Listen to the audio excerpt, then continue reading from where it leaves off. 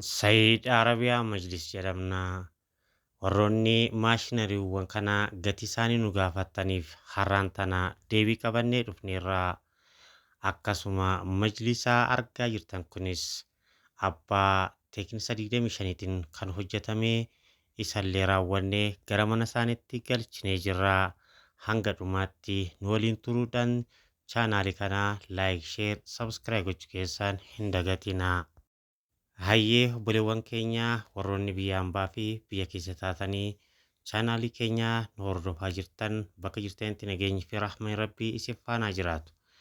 Akkuma beekamu majlisa argaa jirtan kana dabalata kana dura obboleettiin teenya mana guddaatti galchitee turte har'aan tan ammoo saalaa dubartiitti galchinee fi jirra. Maashaallah mabruuk jenneerra. Tiknasaa 20 kan hojjetameeru jalqaba 25 hojjennee fi amma immoo 20 hojjenneef jechuudha.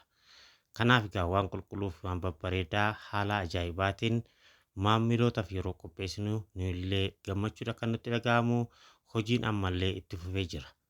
Maashinariiwwan argaa jirtan kun maashina uffataati. Abbaa kiiloo 16 kan argaa jirtan kun abbaa 16 fi 14 firiijiin immoo abbaa leetiraa 180 ajajaa obboleewwan keenyaatiin kan dhufanidha.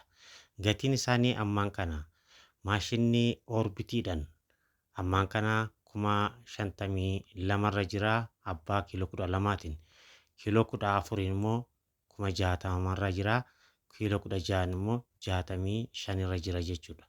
Maarkii orbitiitiin. Kanaafuu firiijis haa ta'u, televezyiiniis haa ta'u, siliindariiwwan adda addaa kanas haa ta'u iddoo tokkotti akka isinii dhufu barbaaddan nu ajajaa haala isin barbaadaniin isiniif qopheessina jechuudha.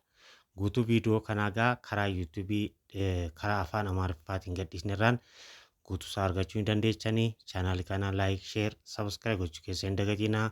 Hojiiwwan keenya haala ajaa'ibaatiin hojjetamaa jiran immoo viidiyoo taanu qabannee dhufnaa. Waan waliin turtaniif guddaa galatoomaa. Assalaamu alaikum warahmatullahi wabarakatuh.